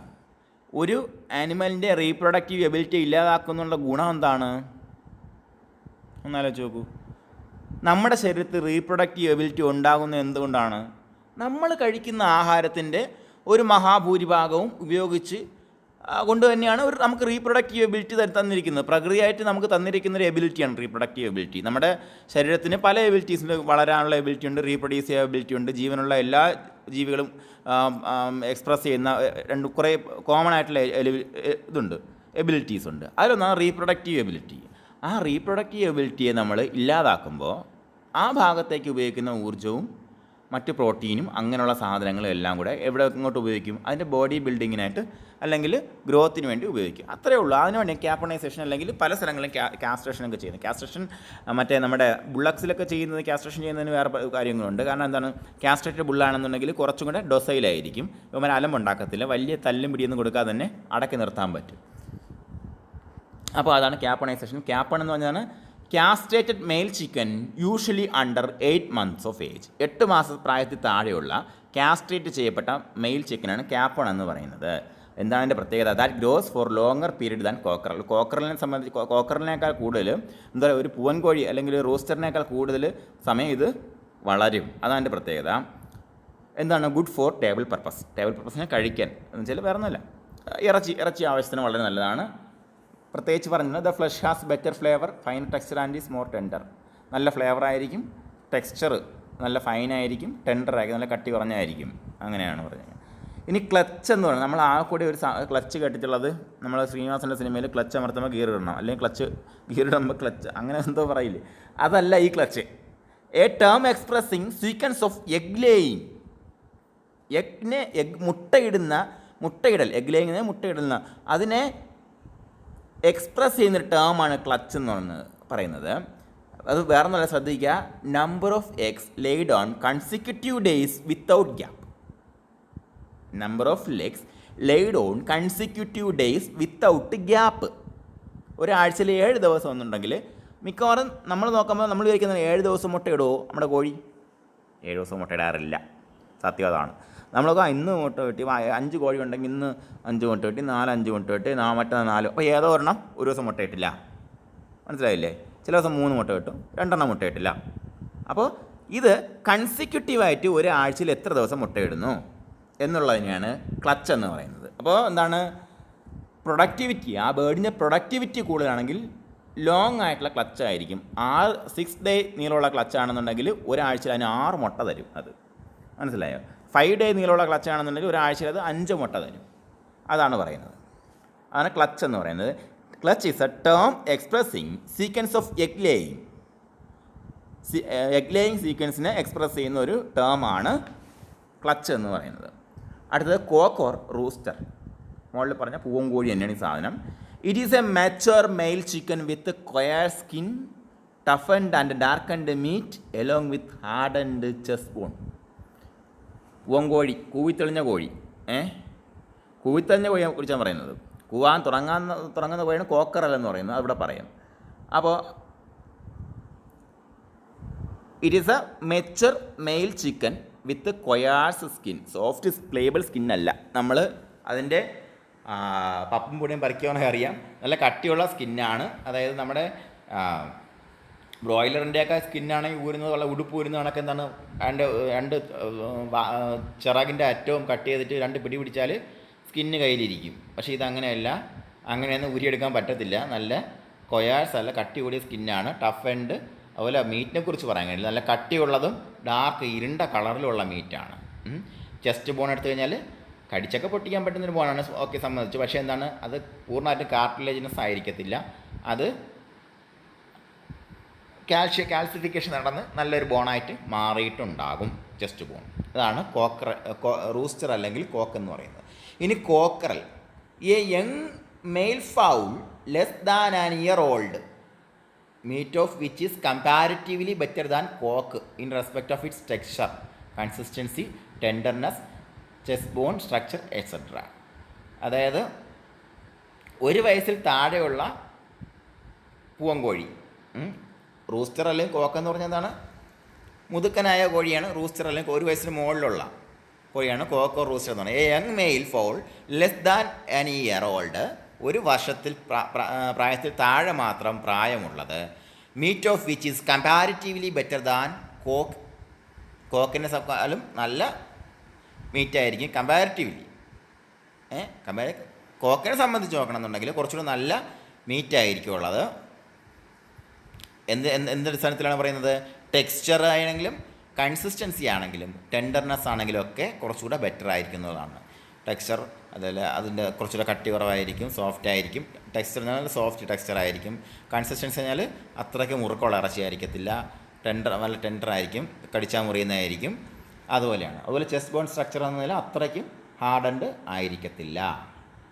ഇനി പറയുന്ന മറ്റൊരു ടേമാണ് ചിക്ക് ടൂത്ത്. ചിക്ക് ടൂത്ത് എന്ന് പറഞ്ഞു കഴിഞ്ഞാൽ, ചിക്കൻ എന്താണ് നമുക്കറിയാം, കുഞ്ഞിക്കോഴി ആണ് ചിക്കൻ എന്ന് പറയുന്നത്. അപ്പോൾ പല്ലുണ്ടോ കുഞ്ഞിക്കോഴിക്ക്? പല്ലുണ്ട് എന്നാണ് നമ്മുടെ ടേംസ് പറയുന്നത്. പല്ലല്ല കേട്ടോ. പക്ഷേ sharp end of a chicks beak, ചിക്കനൊരു ബീക്ക് ഉണ്ടല്ലോ, ഒരു ചുണ്ടുണ്ടല്ലോ, അതിന് ഷാർപ്പ് എൻഡുണ്ട്. Sharp end of a chicks beak, ചിക്കിൻ്റെ ബീക്ക് എന്താ ചുണ്ടാണ് ചിക്കിൻ്റെ. അപ്പോൾ അതിൻ്റെ തുമ്പിലുള്ള ഷാർപ്പായിട്ടുള്ള എൻഡാണ് used to poke a hole in the egg shell during hatching. എന്തിനാണ്? ഹാച്ചിങ്ങിൻ്റെ സമയത്ത് ഒരു കുഞ്ഞു ഹോളിടാൻ വേണ്ടി സഹായിക്കുന്ന ഷാർപ്പ് എൻഡിനെയാണ് എന്ത് പറയുന്നത്, എൻ്റെ ചുണ്ടിൻ്റെ ഷാർപ്പ് എൻഡിനെയാണ് എന്ന് പറയുന്നത് ചിക്ക് ടൂത്ത് എന്ന് പറയുന്നത്. അതിന് മറ്റൊരു പേരുണ്ട്, എഗ് ടൂത്ത് എന്നും പറയും. Egg tooth, chick tooth, egg tooth. എന്താണ്? Sharp end of a chicks beak used to poke a hole in the shell of egg. എപ്പോൾ? ഹാച്ചിങ് സമയത്ത് അകത്തുനിന്ന് തന്നെ ഇവൻ കുത്തിയൊരു കൊച്ചു കണ്ടു, അതാണ് ചിക്ക് ടൂത്ത്. അടുത്തത് പറയുന്നത് the study of science of birds is also is known as ornithology. അതായത് ബേർഡ്സിനെ കുറിച്ചുള്ള പഠിക്കുന്ന ശാസ്ത്രശാഖയ്ക്ക് പറയുന്ന പേരാണ് ornithology. The study in the branch of science deals with the study of birds. നോട്ടിൽ ചെറിയൊരു കറക്ഷനല്ല, ഇങ്ങനെ പറഞ്ഞാൽ മതി. The branch of science that deals with the study of birds is known as ornithology. Ornithology എന്ന് പറഞ്ഞാൽ ബേർഡ്സിനെ കുറിച്ച് പഠിക്കുന്ന ശാസ്ത്രശാഖ. ഓർണിത്തോളജി ബേർഡ്സിനെ കുറിച്ച് പഠിക്കുന്ന ശാസ്ത്രശാഖ. അടുത്ത് പറയുന്നു ഡബ്ബിങ് ആർട്ടിസ്റ്റ് അല്ല കേട്ടോ, സിനിമയിൽ ഡബ് ചെയ്യുന്ന പരിപാടി അല്ല. The process of removal of trimming of the process removal or trimming of comb and wattles is known as dubbing. കോമ്പിൻ്റെയോ അല്ലെങ്കിൽ വാട്ടിൽസിൻ്റെയോ റിമൂവൽ അല്ലെങ്കിൽ ട്രിമ്മിങ് അത് ചെയ്യുന്ന ചെറിയ ഏജിലാണ് കേട്ടോ. അതിന് പല കാരണങ്ങളുണ്ട്. നമ്മൾ ഈ കേജ് സിസ്റ്റത്തിൽ ബാറ്ററി സിസ്റ്റമൊക്കെ നമുക്ക് പറയാം. അതായത് ഇപ്പോൾ കേജ് സിസ്റ്റമൊക്കെ നമുക്കിവിടെ പലപ്പോഴും പരിചിതമാണല്ലോ. ഇപ്പോൾ എല്ലാ വീടുകളിലും ഒരു കോഴിക്കൂട്, നമ്മളെ പഴയ മറ്റേ തട്ടടിച്ച കൂടല്ല, എന്താ പറയുക, 8,000 10,000 കൊടുത്ത ആൾക്കാരെ കൂട് വാങ്ങുന്നുണ്ട് അല്ലേ. എന്താണ് നമ്മുടെ മറ്റേ വയർ മെഷീൻ വെച്ച് മുകളിൽ ഇതൊക്കെ വെച്ച് റെഡിമെയ്ഡ് കൂടുകളാണ്. അതിനകത്ത് തീറ്റ വയ്ക്കാനുള്ള പാത്രവും അല്ലെങ്കിൽ തീറ്റ ഓട്ടോമാറ്റിക് ഡ്രിങ്കറും ഒക്കെ സെറ്റ് ചെയ്തിട്ട് വരുന്ന കൂടുകളാണ് ഇങ്ങനെയുള്ള കൂടുകൾ. ഇത് ശരിക്കും പറയാം നേരത്തെ അല്ലെങ്കിൽ ഇപ്പോഴും പല കൊമേഴ്ഷ്യൽ ഫാമുകളിലും എന്താണ് ചെയ്യുന്നത്, ഇതേപോലുള്ള കേജസ് ഉപയോഗിച്ചിട്ടാണ് കോഴികളെ വളർത്തുന്നത്, പല കൊമേഴ്ഷ്യൽ ലേയിങ് ഫാംസിലും. പക്ഷേ ഇങ്ങനെയുള്ള കേജസ് നമ്മൾ വയ്ക്കുമ്പോൾ അതിന് ചില സ്ഥലങ്ങളിൽ ഈ പറഞ്ഞ കണക്ക് ഇതിൻ്റെ മുകളിലുള്ള ഈ ഇതുണ്ടല്ലോ, പൂവ് ഇങ്ങനെ മുകളിൽ തലയുടെ മുകളിലിരിക്കുന്ന പൂവ്, അതായത് കോമ്പെന്ന് പറയും, അത് മുകളിലുള്ള ഇതിൽ തട്ടി മുറിവുകൾ ഉണ്ടാവാതിരിക്കാനും, അതേപോലെ ഈ നല്ല ചുവന്ന റെഡ് കളറൊക്കെ ഉള്ള വാട്ടിൽസ് ആണെന്നുണ്ടെങ്കിലും ചിലപ്പോൾ ഈ കളറെല്ലാം കാനിബാലിസത്തെ പ്രോത്സാഹിപ്പിക്കും. അപ്പോൾ അതിനൊക്കെ വേണ്ടി ഇതിന് റിമൂവ് ചെയ്യുന്ന ഒരു പരിപാടിയാണ് ഇത് ഡബ്ബിങ് എന്ന് പറയുന്നത്. അതൊക്കെ അങ്ങനെയുള്ള പ്രശ്നങ്ങൾ ഒഴിവാക്കാൻ വേണ്ടിയാണ് ഡബ്ബിങ് ചെയ്യുന്നത്. The process of removal or trimming of comb and wattles is known as dubbing. Okay, dubbing, സിനിമയിൽ ഡബ്ബിങ് എല്ലാം ശ്രദ്ധിക്കുക. അടുത്തത് ഗിബ്ലെറ്റ് എന്ന് പറയുന്നത് വേറൊന്നുമല്ല, നമ്മൾ പറയത്തില്ലേ കോഴീൻ്റെ പാർട്സ്, ചിക്കൻ പാർട്സ്, അത് തന്നെയാണ് സാധനം. അത് ചിക്കൻ പാർട്സിൽ നമുക്ക് മറ്റേ കോഴിയുടെ കഴുത്തൊക്കെ ഉണ്ടാവില്ലേ, കഴുത്തും കൂടെ ഇട്ടിട്ടാണ് ചിക്കൻ പാർട്സ്. പക്ഷേ ഇവിടെ അതല്ല. എനിക്ക് ഭയങ്കര ഇഷ്ടമാണ് കേട്ടോ, ലിവറും ഹാർട്ടും ഗിസാർഡും കൂടെയൊക്കെ പൊരിച്ചടിക്കാൻ. വീട്ടിലാർക്കും ഇഷ്ടമല്ല, പക്ഷേ എനിക്ക് ഭയങ്കര ഇഷ്ടമാണ്. അപ്പോൾ ദ എഡിബിൾ വിസറ എന്ന് പറഞ്ഞാൽ കഴിക്കാവുന്നത്, ആഹാരമാക്കാൻ കഴിയുന്നത്, ദ എഡിബിൾ വിസറ. അതേസമയം നമ്മൾ പശുവിൻ്റെയും ആടിൻ്റെയും എഡിബിൾ വിസറയിൽ എന്തൊക്കെ പെടും? കരളുണ്ട്, ശ്വാസകോശം കഴിക്കും ഇല്ലേ. പക്ഷേ അതിന് ഇതില്ല കേട്ടോ, ഈ പറഞ്ഞ സാധനം അതിനകത്തില്ല. എന്തില്ല? ഗിസാർഡ് എന്ന സാധനം ഇവർക്കില്ല. ഗിസാർഡ് നമ്മൾ ഇതിന് കോഴിയുടെ ആയാലും അതേപോലെ മറ്റ് ഡക്കിൻ്റെ ആയാലും ഗിസാർഡ് നമ്മൾ കഴിക്കും. ഗിസാർഡ് എന്ന് എന്താ പറയുക, നമ്മൾ മാങ്ങ എന്ന് പറയത്തില്ലേ, മാങ്ങ നമ്മളിങ്ങനെ പൊളിച്ചിട്ട് അത് ഇതൊക്കെ വീട്ടിൽ അടുക്കളയിലൊക്കെ കയറുന്ന അല്ലെങ്കിൽ ഇറച്ചിയൊക്കെ വെക്കുന്ന അല്ലെങ്കിൽ ഇതൊക്കെ കണ്ടിട്ടുള്ള ആൾക്കാരൊക്കെ അറിയാൻ പറ്റുള്ളൂ. ഇതൊന്നും അടുത്ത് പോലും പോയിട്ടുള്ള ആൾക്കാർക്ക് കോഴിയുടെ മാങ്ങ എന്ന് പറഞ്ഞ് ചിരിക്കും. ഇതൊന്നും വേറൊന്നുമല്ല, ഇതിൻ്റെ ഡൈജഷനെ സഹായിക്കാൻ വേണ്ടിയുള്ള സാധനമാണ് ഗിസാർഡ് എന്ന് പറഞ്ഞു കഴിഞ്ഞാൽ. ഗിസാർഡൊക്കെ നമ്മൾ അതിൻ്റെ അനാട്ടമി പഠിക്കും. അതിനകത്ത് നമ്മൾ പൊളിച്ച് നോക്കിക്കഴിഞ്ഞാൽ കുറച്ച് ഡൈജസ്റ്റ് ചെയ്യാത്ത കുറച്ച് എന്തെങ്കിലും സാധനങ്ങൾ കാണും. അതിനോടൊപ്പം കുറച്ച് കല്ലും കാര്യങ്ങളൊക്കെ ഉണ്ടാകും. അതെന്താണ്? അതിങ്ങനെ ഞെക്കി പൊടിക്കാൻ വേണ്ടിയാണ്, അതിനെ ഒന്ന് ഗ്രൈൻഡ് ചെയ്തെടുക്കാൻ വേണ്ടിയാണ്. അത് കല്ല് ഇടയ്ക്കിടയ്ക്ക് കോഴി കൊത്തി വിഴുങ്ങുന്നത് കണ്ടിട്ടുണ്ടെങ്കിൽ അത് ഈ ഗിസാർഡിൻ്റെ ആപ്ലിക്കേഷന് വേണ്ടിയാണ് കല്ല് കൊത്തി വിഴുങ്ങുന്നത്.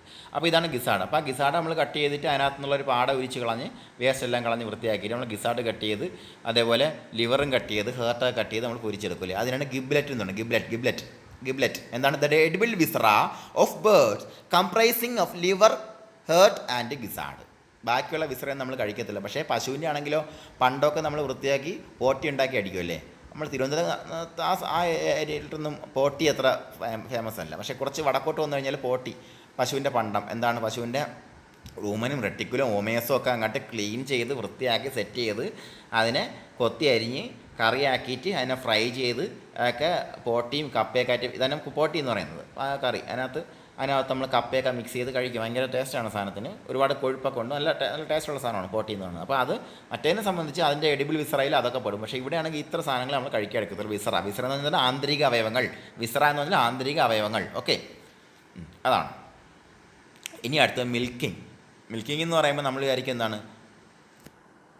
ആരായാലും വിചാരിച്ച് പോകും, ആരെയും കുറ്റം പറഞ്ഞിട്ട് കാര്യമില്ല. പാല് കറക്കുന്ന പരിപാടിയാണെന്ന് വിചാരിക്കുക. എന്തിനെ?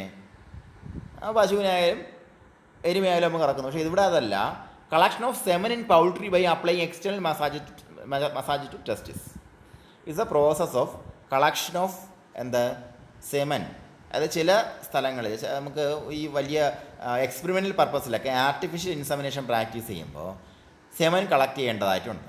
അപ്പോൾ അതിനു വേണ്ടി എക്സ്റ്റേണലായിട്ട് ടെസ്റ്റിസ് മസാജ് ചെയ്തിട്ട് സെമൻ കളക്ട് ചെയ്യുന്ന രീതിയാണ് മിൽക്കിംഗ് എന്ന് പറയുന്നത്. ആർട്ടിഫിഷ്യൽ ഇൻസെമിനേഷൻ വേറൊന്നുമല്ല, കൃത്രിമ ബീജാധാനം. നമ്മൾ പശുവിന് കൃത്രിമ ബീജാധാനം ചെയ്യുന്നത് കണ്ടിട്ടില്ലേ?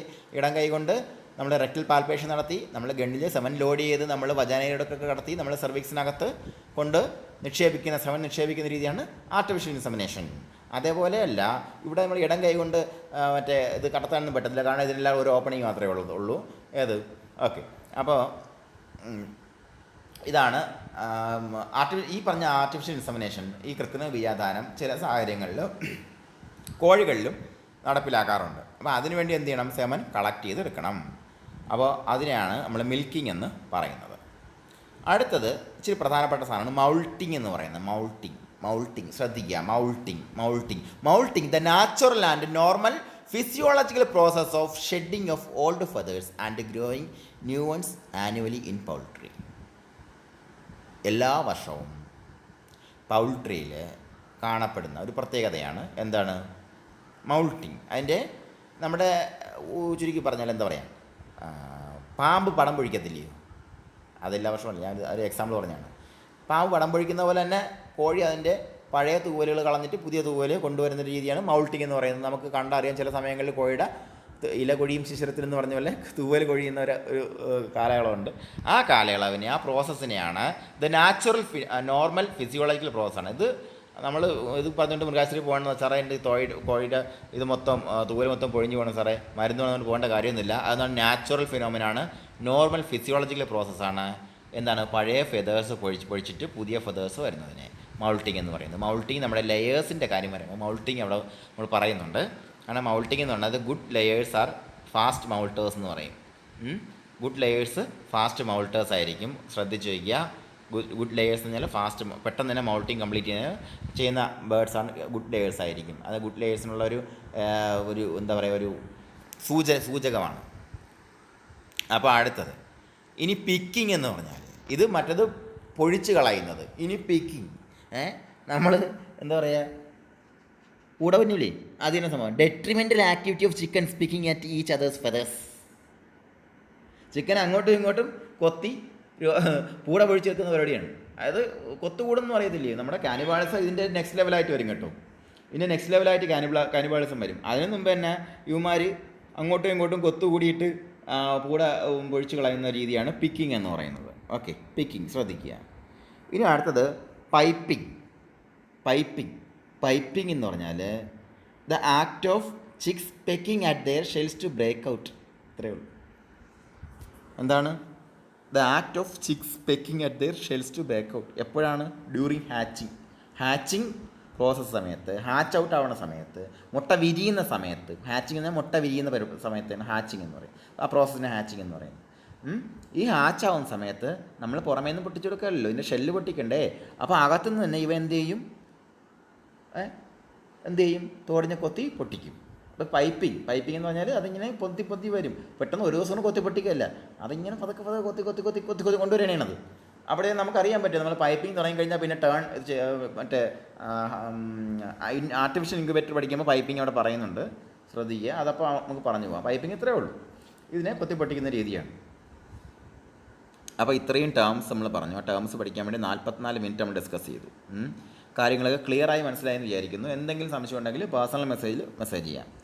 അപ്പോൾ ഇനി നമുക്ക് കുറച്ച് സയൻറ്റിഫിക് ടേംസാണ് പറയുന്നത്. അത് പ്രത്യേകിച്ച് പരിപാടിയൊന്നുമില്ല, അത് കാണാതെ പഠിക്കുക തന്നെ വേണം കേട്ടോ. ഇച്ചിരി നീണ്ടുപോയി ക്ലാസ്. സംഭവം കുഞ്ഞ് ചാപ്റ്റർ ആണെന്നുണ്ടെങ്കിലും 42 ക്വസ്റ്റ്യൻ ആയപ്പോഴത്തേക്കും അങ്ങ് നീണ്ടുപോകും. ചിക്കൻ ഗാലസ് ഡൊമസ്റ്റിക്കസ് പഠിച്ചു കാണും. ഒരുപക്ഷെ നിങ്ങൾ എല്ലാവരും പഠിച്ചു കഴിഞ്ഞ കാര്യമായിരിക്കും, കൊണ്ട് വേഗം പറഞ്ഞു പോവാം. ഡക്ക് അനാസ് പ്ലാട്രിങ്കോസ് ഡക്കിനെ പറയുന്നത്. ടർക്കിക്ക് പറയുന്നത് മെലാഗാരിസ് ഗാലപ്പോവോ. മെലാഗാരിസ് ഗാലപ്പോവോ. ഓക്കെ, ഇത് നമ്മൾ പ്രത്യേകിച്ച് ഐഡിയ ഒന്നുമില്ല, പഠിച്ചേ പറ്റുള്ളൂ. പിന്നെ എന്തെങ്കിലും പ്രത്യേകിച്ച് ഐഡിയ നിങ്ങൾക്ക് ഡെവലപ്പ് ചെയ്യാൻ പറ്റുന്നുണ്ടെങ്കിൽ, അതാണ് PSCക്ക് പഠിക്കുന്ന പിള്ളേരാണെങ്കിൽ എന്തെങ്കിലും നമുക്ക് എന്താ പറയുക ഈ കോഡ് ഭാഷയൊക്കെ ഡെവലപ്പ് ചെയ്തെടുക്കാൻ പറ്റും. ഈ കാര്യങ്ങളൊക്കെ ഇത് പാട്ട് പോലെയൊക്കെ പഠിച്ചെടുക്കാൻ പറ്റും. പക്ഷേ ഇനി നമുക്ക് ഒരുപാട് സമയം അങ്ങനെ സ്പെൻഡ് ചെയ്യാനില്ല. അതുകൊണ്ട് നമുക്ക് ഞാനിവിടെ പറയുന്ന ഒരു ഐഡിയ നിങ്ങൾ ഇത് ആവർത്തിച്ച് എഴുതി പഠിക്കുക എന്നുള്ളതാണ്. എഴുതി പഠിക്കുമ്പോഴത്തേക്ക് നമ്മുടെ മനസ്സിലേക്ക് ഈ കാര്യം പതിയും. കേട്ടോ അത് ചെയ്യുക എന്നുള്ളതാണ്. അടുത്ത ജാപ്പനീസ് കൊയിലാണെങ്കിൽ കോട്ടോണീസ് ജാപ്പോണിക്ക, അത് പഠിക്കാൻ എളുപ്പമുണ്ട്. ജാപ്പോണിക്ക കാണും. ഗൂസ് ആണെങ്കിൽ ആൻസേരിനി എന്ന് പറയും. ഗിനി ഫോർ ആണെങ്കിൽ ന്യൂമിഡിഡേ എന്ന് പറയും. അതേപോലെ യമു ആണെന്നുണ്ടെങ്കിൽ ഡ്രൊമോയിസ് നൊവോഹൊലാൻഡ് എന്ന് പറയും യമു.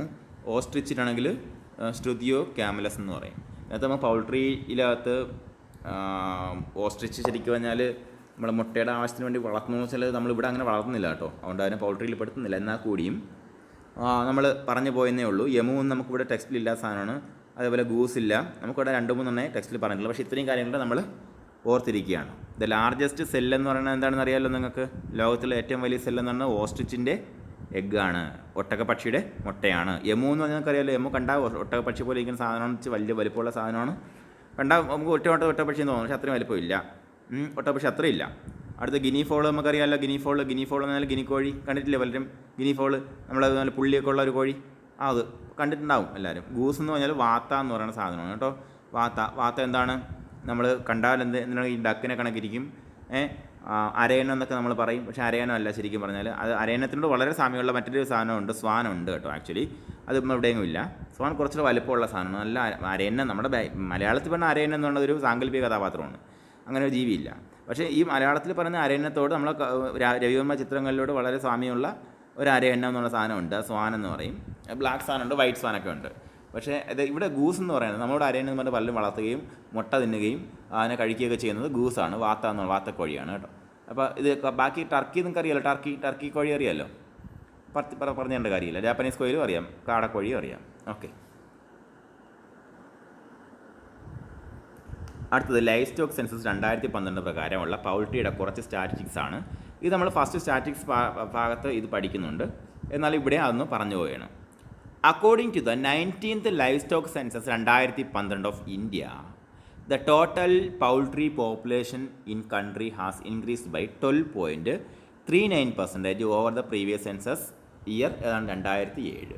18ാമത് കന്നുകാലി സെൻസസായ 2007 കന്നുകാലി സെൻസസിനേക്കാൾ കൂടുതൽ 2012 19ാമത് കന്നുകാലി സെൻസസ് വന്നപ്പോഴത്തേക്കും കൺട്രിയിലുണ്ടാകുന്ന പൗൾട്രി പോപ്പുലേഷൻ്റെ ഗ്രോത്ത്, വളർച്ച എന്ന് പറയുന്നത് എത്ര പെർസെൻറ്റേജാണ്?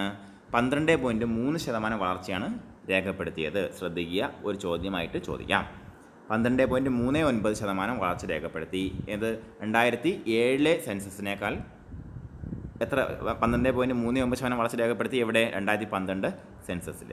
ഇപ്പോൾ നമുക്ക് ഞാൻ ഈ സെൻസസിൻ്റെ പാർട്ടൊക്കെ എടുക്കാൻ വേണ്ടി ഫസ്റ്റ് ഇയറിൽ എടുക്കാൻ വേണ്ടി തുടങ്ങുകയായിരുന്നു. അപ്പോഴത്തേക്കും ഞാൻ ഈ ക്ലാസ്സുകൾ തുടങ്ങുമ്പോൾ തന്നെ ഞാൻ പറഞ്ഞിരുന്നു, നമ്മുടെ 2019 സെൻസസ്, അതായത് 20ാമത് കന്നുകാലി കാനേഷുമാരി കഴിഞ്ഞിട്ടുണ്ട്. അത് 2019 ഇവിടെ ക്യാരി ഔട്ട് ചെയ്തത്. ശരിക്കും പറഞ്ഞാൽ 2012 കഴിഞ്ഞാൽ പിന്നെ നടക്കേണ്ടത് 2017 അല്ലേ?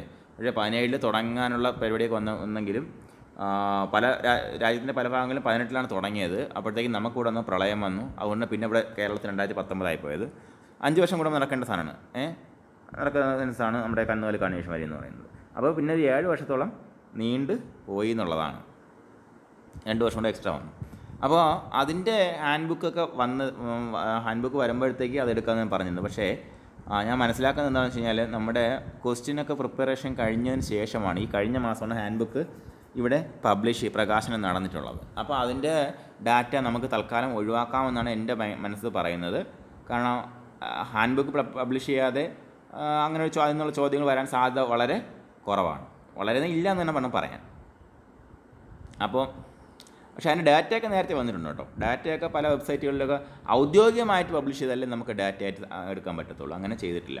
അത് ഈ കഴിഞ്ഞ മാസമാണ് കേരളത്തിൽ പ്രകാശനം ചെയ്തത്. നമുക്ക് വാർത്തകളൊക്കെ വന്ന് കാണും, എന്താണ് പൗൾട്രി പോപ്പുലേഷൻ ഇത്ര ശതമാനം വളർച്ച രേഖപ്പെടുത്തി. അതേപോലെ കഴിഞ്ഞ സെൻസസിൻ്റെ ഇത് റിപ്പോർട്ട് വന്നു എന്ന് പറഞ്ഞ് പത്രവാർത്തയൊക്കെ ഉണ്ടായിരുന്നു.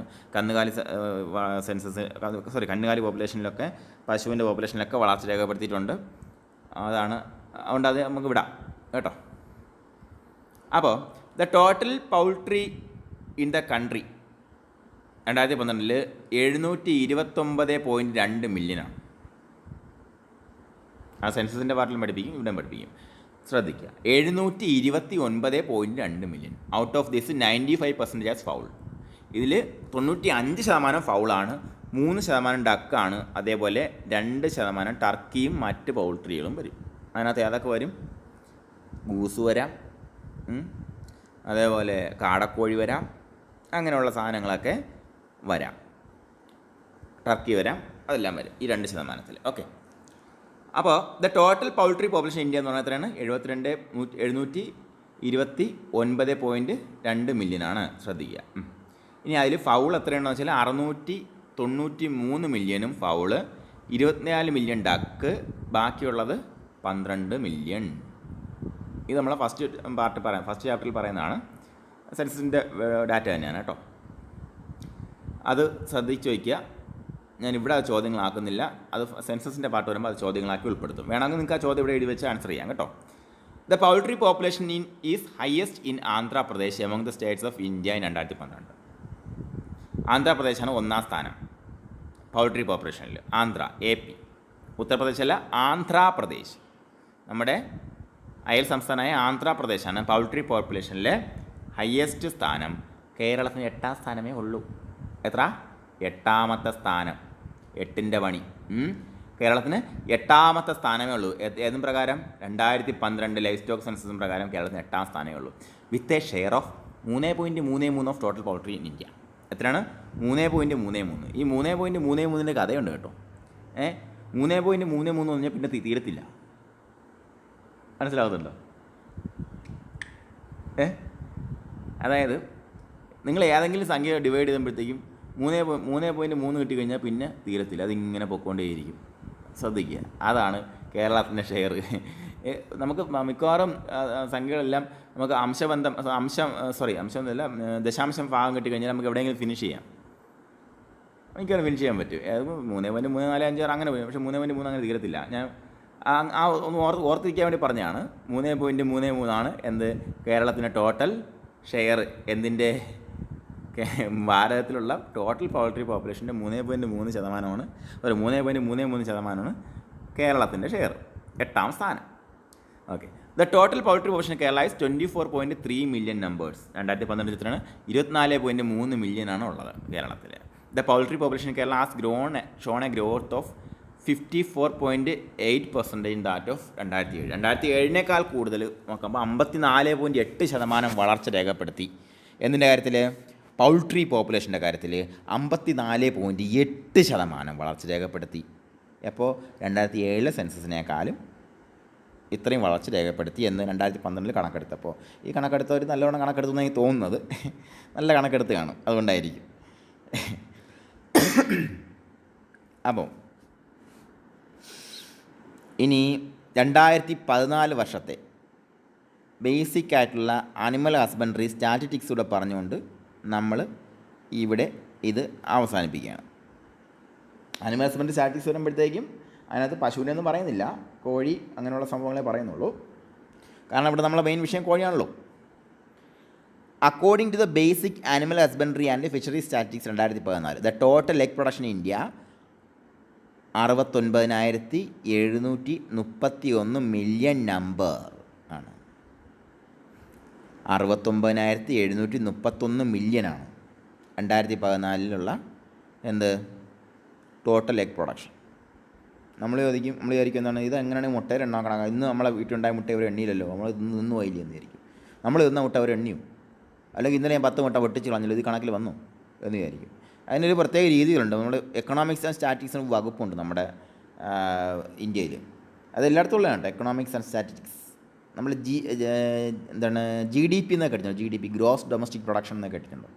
ഉണ്ടാവും. GDP യിൽ വൻ കുറവ് രേഖപ്പെടുത്തി നോട്ട് നിരോധനത്തിന് ശേഷം ഇന്ത്യയുടെ വളർച്ച കുത്തനെ താഴോട്ട് എന്നൊക്കെ പറയത്തില്ലേ? അല്ലെങ്കിൽ ഇന്ന നേതാവ് വന്ന ശേഷം GDP യിൽ വൻ പുരോഗതി രേഖപ്പെടുത്തി. നമ്മൾ വിചാരിക്കുന്നത് ഷെയർ മാർക്കറ്റ് പോലെ സാധനം അല്ല കേട്ടോ GDP. എന്നാൽ ഷെയർ മാർക്കറ്റിലൊക്കെ വൻ പ്രതിഫലനം ഉണ്ടാക്കാൻ സാധ്യതയുള്ള ഒരു വൻ ഫിഗറാണ് GDP, ഗ്രോസ് ഡൊമസ്റ്റിക് പ്രൊഡക്ഷൻ, മൊത്ത ആഭ്യന്തര ഉൽപ്പാദനം. മൊത്ത ആഭ്യന്തര ഉൽപ്പാദനം. അപ്പോൾ ഇത് എങ്ങനെയാണ് ഇത് കണക്ക് കൂട്ടുന്നത്? അതിനെക്കുറിച്ച് കൂടുതൽ പറയണം, സമയം കുഴപ്പമില്ല. എന്തെങ്കിലും ജസ്റ്റ് പറഞ്ഞു ജി ഡി പി എന്ന് കേൾക്കുമ്പോൾ ഇനി വായും വിളിച്ചിരിക്കണ്ട. ഇതെങ്ങനെയാണ് കണക്ക് കൂട്ടുന്നത്? ഇതിന് എക്കണോമിക്സ് ആൻഡ് സ്റ്റാറ്റിക്സ് വകുപ്പിന് അവരുടേതായ രീതികളുണ്ട്. അതിന് ഓരോ ഡിപ്പാർട്ട്മെൻറ്റിലും പ്രൊഡക്ഷനാണല്ലോ കൂട്ടുന്നത്. പ്രൊഡക്ഷൻ ഉൽപ്പാദനമാണല്ലോ. ഉൽപ്പാദന മേഖല എന്ന് പറയുന്നത് നമ്മുടെ മെയിനായിട്ടുള്ളത് കാർഷിക മേഖലയും മൃഗസംരക്ഷണ മേഖലയും വ്യാവസായിക മേഖലയൊക്കെയാണ് ഉൽപ്പാദന മേഖലയായിട്ടുള്ളത്. അപ്പോൾ ഈ ഓരോ മേഖലയിലും എക്കണോമിക്സ് ആൻഡ് സ്റ്റാറ്റിക്സിന് അവരുടെ ഉദ്യോഗസ്ഥർ കാണും. അവരെ എന്യൂമറേറ്റേഴ്സ് എന്ന് പറയും. അവർക്ക് ഒരു സാമ്പിൾ സൈസ് കൊടുക്കും. എന്താണ്, ഇപ്പോൾ കഴിഞ്ഞ ദിവസം 24 ന്യൂസ് സർവേ 28,000 പേര് അഭിപ്രായ സർവേ നടത്തിയിട്ടത് കേരളത്തിൻ്റെ അഭിപ്രായമായിട്ട് പറഞ്ഞില്ലേ? അതൊരു സാമ്പിൾ സൈസാണ്. ഇത് വളരെ ബിഗ് ആയിട്ട് സാമ്പിൾ സൈസ് വെച്ചിട്ട് അവർ കേരളത്തിൻ്റെ അഭിപ്രായമായിട്ട് കൺക്ലൂഡ് ചെയ്യുകയാണ്. അതേപോലെ തന്നെയാണ് ഇവിടെ ഒരു പഞ്ചായത്തിൽ നിന്ന് ഒരു വാർഡ് എടുക്കും. ആ വാർഡിൻ്റെ പ്രൊഡക്ഷൻ നോക്കും. ആ ഒരു വാർഡ് നമ്മളത് സെലക്ട് ചെയ്യുന്നത്. ഇത് അതിനൊരു രീതിയുണ്ട്. ഇങ്ങനെ എന്താ പറയുക, റാൻഡം സെലക്ഷനാണ്. ആ റാൻഡം സെലക്ഷൻ നറുക്കെടുക്കുന്ന പോലെയുള്ള സെലക്ഷനാണ്. അപ്പോൾ നമുക്കതിനകത്തൊന്നും കൈകടത്താൻ പറ്റത്തില്ല. അപ്പോൾ ചിലപ്പോൾ കൂടിയ സ്ഥലം സെലക്ട് ആവും, ചിലപ്പോൾ കുറഞ്ഞ സ്ഥലം സെലക്ട് ആവും. അപ്പോൾ ആ കുറഞ്ഞ സ്ഥലത്തെയും കൂടിയ സ്ഥലത്തെയും ഒക്കെ ഇങ്ങനെ സെലക്ട് ചെയ്തുകൊണ്ട് എടുത്തിട്ട് അവിടെ നിന്നുള്ള ഡീറ്റെയിൽസ് എടുത്തിട്ട് അതിനെ ടോട്ടൽ കൺട്രിയുടെ പ്രൊഡക്ഷനായിട്ട് പ്രൊജക്റ്റ് ചെയ്ത് കാണിക്കുന്നതാണ്. അങ്ങനെയാണ് ഈ ഒരു ഫിഗറിലേക്ക് എത്തുന്നത്. അതിനാണ് ഈ സാമ്പിൾ കളക്ഷൻ, സാമ്പിൾ സർവേ എന്നൊക്കെ പറയുന്നത്. അപ്പോൾ അങ്ങനെയാണ് ഗ്രോസ് ഡൊമസ്റ്റിക് പ്രൊഡക്ഷൻ എത്തുന്നത്. അപ്പോൾ ഗ്രോസ് ഡൊമസ്റ്റിക് പ്രൊഡക്ഷൻ കണക്കാക്കുന്നതിലൂടെയാണ് നമുക്ക് ഇങ്ങനെയുള്ള ഫിഗറുകൾ ഓരോ വർഷവും കിട്ടുന്നത്. അപ്പോൾ അങ്ങനെ നോക്കുമ്പോൾ 2014 ഫിഗർ നോക്കുമ്പോഴത്തേക്കും ടോട്ടൽ എഗ് പ്രൊഡക്ഷൻ 69,731 മില്യണാണ്. അപ്പോൾ അതൊക്കെ വെച്ചിട്ട് അപ്പോൾ ആ വർഷത്തിൽ ഇത്രയും പ്രൊഡക്ഷൻ ഉണ്ട്. അപ്പോൾ നമ്മുടെ ഇന്ത്യയിൽ എത്ര പേരുണ്ട്, അവർക്ക് എത്ര മുട്ട കിട്ടുന്നു, എത്ര 58 എഗ്സ് പെർ ആനം ആണ് 2012 ഒരാളുടെ per capita availability of egg. അതായത് പെർ ക്യാപിറ്റ എന്നാൽ തലയ്ക്കൊന്ന്. പെർ ക്യാപിറ്റ ഇൻകം എന്ന് പറഞ്ഞാൽ 10 പേരുണ്ട് ആ ഒരു വീട്ടിൽ ദിവസം 1000 രൂപ വരുമാനം എന്നുണ്ടെങ്കിൽ ആ വീട്ടിലെ പെർ ക്യാപിറ്റ ഇൻകം എന്ന് പറയുന്നത് എത്രയാണ്? 1000 രൂപയുടെ 100 രൂപ. പക്ഷേ ഈ അച്ഛന് മാത്രമേ വരുമാനം ഉണ്ടാവുള്ളൂ. ആ കിട്ടുന്ന 10 പേരുണ്ടെങ്കിൽ എത്ര 10 പേരെ കൊണ്ട് വീതിക്കുമ്പോഴാണ് ഈ ഇൻകം, പെർ ക്യാപിറ്റ ഇൻകം കിട്ടുന്നത്. അതേപോലെ ഒരു വീട്ടിൽ 50 മുട്ട വാങ്ങി വീട്ടിൽ 5 പേരുണ്ടെന്ന് വെച്ചോ. 5 പേരുണ്ടെങ്കിൽ ഒരാഴ്ചത്തേക്ക് 50 മുട്ട വാങ്ങി. ഒരാളുടെ പെർ ക്യാപിറ്റ ഒരു വീക്കിൽ അവൈലബിലിറ്റി എത്രയാണ്? 10 എണ്ണം. ഒരു വീക്കിൽ നമുക്ക് 10 മുട്ട കിട്ടും. അതേസമയം 10 പേരുള്ള വീട്ടിൽ 50 മുട്ട വാങ്ങിയാൽ 5 മുട്ട വെച്ചേ കിട്ടത്തുള്ളൂ. ഇതാണ് പരിപാടി. നമ്മുടെ ഇന്ത്യയിലേക്കകത്ത് 69,731 മില്യൺ മുട്ട ഉൽപ്പാദിപ്പിച്ചെങ്കിൽ അവിടുത്തെ ആൾക്കാരെ കൊണ്ട് ഡിവൈഡ് ചെയ്യുമ്പോൾ കിട്ടുന്ന എണ്ണമാണ് 58 എഗ്സ് പെർ ആനം. ഒരാൾക്ക് 58 മുട്ട കഴിക്കാനുള്ള സാഹചര്യം 2012-13 അപ്പോൾ അടുത്ത point, nearly 94% of the production of egg is contributed by fowl followed by duck 3% and other bird 3. അതിനകത്ത് തന്നെ ഈ പെർ ക്യാപിറ്റ 69,731 മില്യണിനകത്ത് തന്നെ 94% എന്താണ്? ഫൗൾ കോഴികളാണ് ഉൽപ്പാദിപ്പിച്ചത്. ബാക്കി 3% ഡക്കും, ബാക്കിയുള്ള ബേർഡ്സ് എല്ലാം കൂടി ചേർന്ന് 3% ഉൽപ്പാദിപ്പിച്ചു. ഓക്കെ, അത്രയേ ഉള്ളൂ. The growth rate of egg production registered 4.9 during the year 2012-13. Kerala was the highest growth rate achiever among the States and union territories in the year 2012-13 with an annual growth rate of 31.2%. എന്താണ് Keralam achieve ചെയ്ത growth rate? 12-13 achieve ചെയ്ത growth rate എത്രയാണ്? 4.9% ആണ്. ഏറ്റവും കൂടുതൽ ഇന്ത്യക്കകത്തുള്ള സംസ്ഥാനങ്ങളെയും മറ്റ് union ടെറിട്ടറീസിനെയും വെച്ച് ഏറ്റവും കൂടുതൽ ഗ്രോത്ത് റേറ്റ് അച്ചീവ് ചെയ്തത് എന്ന് വെച്ചാൽ ഏറ്റവും കൂടുതൽ എഗ് കൊണ്ടൊന്നല്ല ഉൽപ്പാദിപ്പിച്ചെന്നല്ല. എന്താണ് ഗ്രോത്ത് റേറ്റ് എങ്ങനെ നമ്മൾ കണക്കാക്കും? എൻ്റെ വീട്ടിൽ 100 മുട്ടയാണ് കഴിഞ്ഞ മാസം ഉൽപ്പാദിപ്പിച്ചത്. എനിക്ക് കുറച്ച് കോഴിയുണ്ട്, എനിക്ക് 100 മുട്ടയാണ് കഴിഞ്ഞ ആഴ്ച ഉൽപ്പാദിപ്പിച്ചതെന്ന് വെച്ചോ. ഞാൻ അടുത്ത ആഴ്ച ഉൽപ്പാദിപ്പിക്കുന്നത് 105 മുട്ടയാണ്. അടുത്ത വീട്ടിൽ ഒരാഴ്ച എത്ര കോഴി ഉണ്ടെന്നുള്ളത് കണക്കില്ല, അത് വിട്. ഒരാഴ്ച കൊണ്ട് 10 മുട്ടയാണ് ഉൽപ്പാദിപ്പിച്ചത്. അടുത്ത ആഴ്ച ഉൽപ്പാദിപ്പിച്ച് 20 മുട്ടയാണെന്ന് വെച്ചു. ആർക്കാണ് ഗ്രോത്ത് റേറ്റ് കൂടുതൽ? അടുത്ത വീട്ടിന്. അവിടെ ഗ്രോത്ത് റേറ്റ് 200%, അല്ല 100%. 100% ഗ്രോത്ത് റേറ്റ്. 10 കിട്ടിയെടുത്ത് 20 കിട്ടി. നമുക്ക് 100 കിട്ടിയെടുത്ത് 110 കിട്ടിയുള്ളൂ. എത്ര ശതമാനം? വെറും 1%, 10%മാണ് ഗ്രോത്ത് റേറ്റ് ഉള്ളത്. അതാണ് ഗ്രോത്ത് റേറ്റിൻ്റെ വ്യത്യാസം. അപ്പോൾ ആ ഗ്രോത്ത് റേറ്റ് അച്ചീവ് ചെയ്ത് ആർക്കാണ്? കേരളത്തിനാണ് അച്ചീവ്. 2012-13 അച്ചീവ് ചെയ്തേക്കുന്നത് 4.9%.